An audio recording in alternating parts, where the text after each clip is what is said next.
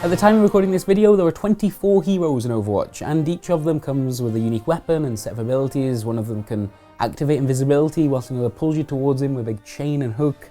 And they all move really differently as well. Some jump and hover, whilst others dash and roll.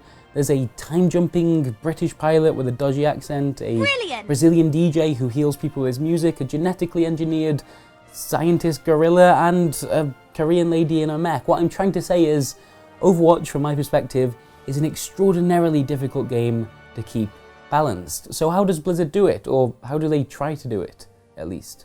That is a question I put to game director Jeff Kaplan when I spoke to him last month, and he had a few thoughts to share on the topic. For a start, he explained, it's not just about win rates. There's a fair assumption, I think, that in a perfectly balanced version of Overwatch, you'd be able to collect data from every player and find that as a collective, they were winning exactly 50% of the time with each hero. Now, of course, it's very unlikely, impossible even, that a game like this can ever achieve such a goal, but it's a good goal to aim towards, right?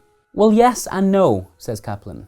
Here's an interesting example to think about. During the Overwatch beta, as in before the game launched properly, but there were still quite a lot of people playing, one of the game's support heroes, Symmetra, had by some margin the highest win rate of all of the characters. She was miles ahead of any other hero in the roster, in fact, and yet the perception amongst players was fine. There were very few complaints about her being overpowered because, well, so few people were actually playing with her. With that in mind, the Overwatch team has not one, but two considerations they can think about when talking balance changes for a hero. The stats themselves aren't enough. Actually, there's not just two considerations, there's a third factor as well, and that is the developer's feelings towards the character in question. This can be just as important.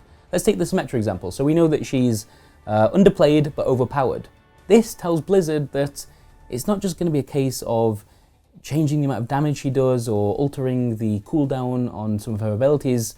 It's a bigger problem that they're going to need to tackle. We do what I talk about as a balanced triangle. Right. So on the one tip of the triangle is statistics. Mm-hmm. On the other 2 points are the player sentiment and then our own feeling and intuition.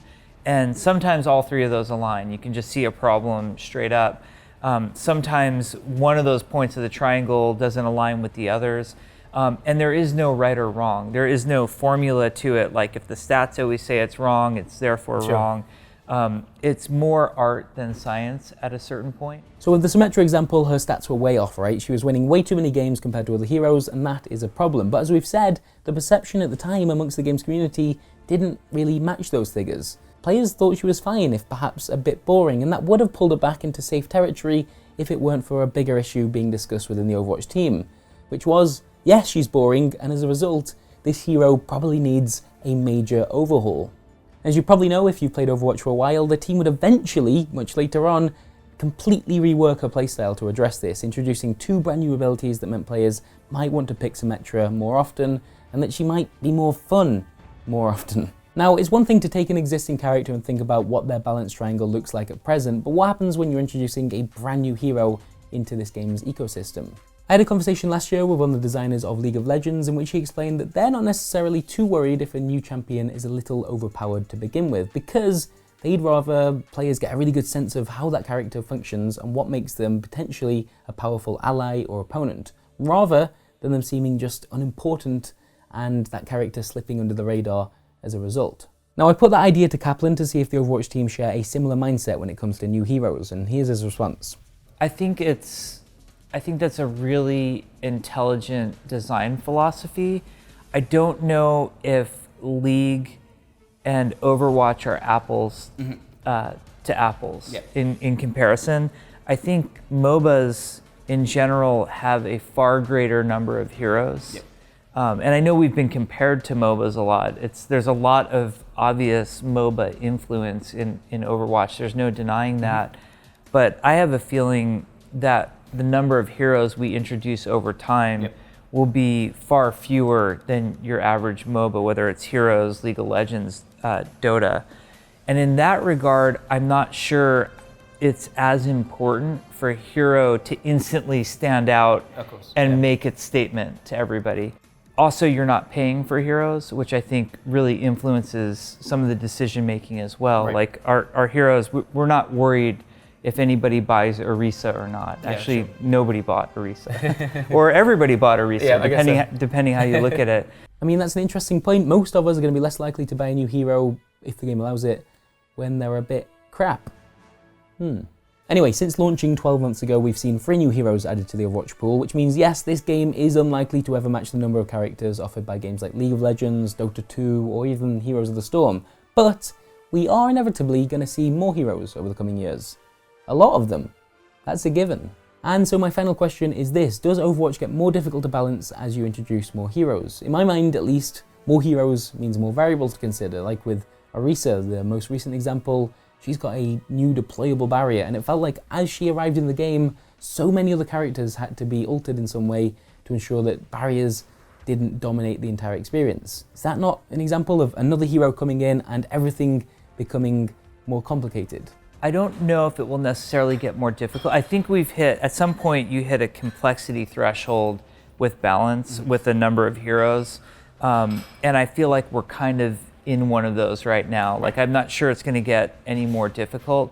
In a weird way, because we have so many heroes, introducing a new hero affords us an opportunity to solve other balance problems that might exist. And I suppose Sombra's a good example of that. If you hold the information, you hold all the cards. She's introduced a number of abilities that we hadn't seen beforehand, but in particular the fact that she can hack opponents and temporarily prevent or disable their barriers actually offered a brand new solution to the problem we were just discussing. One they're still trying to get right at the moment, admittedly, but it does fit the argument. To an extent, the hacking ability was Blizzard's response to how people were playing Overwatch, and by that I mean relying so heavily on Reinhardt's barrier and later on Orisa's barrier. This process, it seems, can go both ways.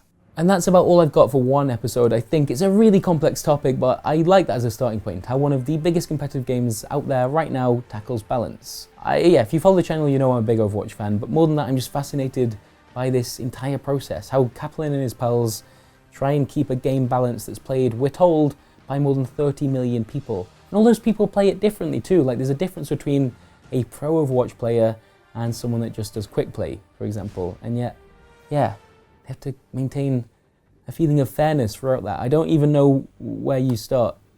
I guess it's with triangles. Yeah. Thank you for watching this week's episode of Here's a Thing, and hopefully you liked it. If you did, please do click the button below. It's a nice thing to do on YouTube. And yes, if you'd like to listen to the full interview that I had with Jeff Kaplan, you can find that in the video description, or if you're on the site, it'll just be down there somewhere. And yeah, this show happens every 2 weeks. We have just quite a wide variety of topics, but most recently we have done why cats keep dying in Dwarf Fortress, and what was the one after that? I should really remember. Oh, it was the XCOM one. I love that because it's about XCOM. Yeah, XCOM, the original XCOM, was actually cancelled, but they kept development going on in secret. Give that a look if you like, and yeah, if not, see you in a couple of weeks. Thanks.